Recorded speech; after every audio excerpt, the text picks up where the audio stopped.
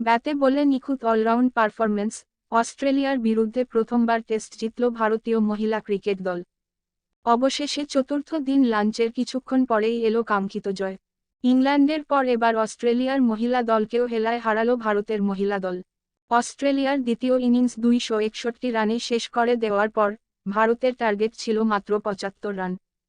স্মৃতি মান্ধানা ও জেমাইমা রড্রিগেজের ব্যাটের উপর ভর করে 8 উইকেটে ওয়ান অফ টেস্ট জিতে নিল ভারতের প্রমিলা বাহিনী। এর আগে শেষ দিনের সকালে দাপট দেখালেন ভারতীয় বোলারেরা।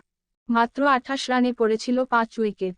তৃতীয় দিনের শেষে অস্ট্রেলিয়ার রান ছিল 5 উইকেটে 233 রান। ক্রিজে ছিলেন অ্যানাবেল সাদারল্যান্ড ও অ্যাশলি গার্ডনার।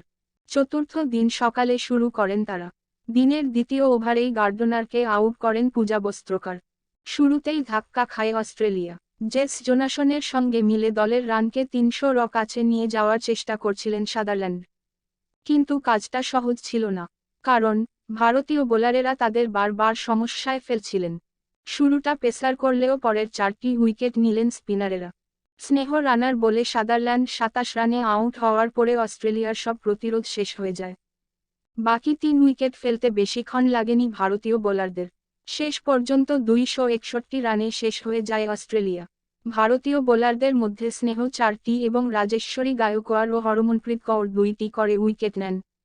একটি উইকেট যায় পূজার ঝুলিতে। এরপর ম্যাচ জেতা ছিল সময়ের অপেক্ষা। স্মৃতি ও জেমাইমা অপরাজিত থেকে ভারতকে জয় এনে দিলেন। এই জয়ে আপনি যদি খুশি হয়ে থাকেন তাহলে আমাদের চ্যানেলটি সাবস্ক্রাইব করে রাখবেন। তাহলে এরকম ছোট বড় সকল খেলাধুলার খবর জানতে পারবেন।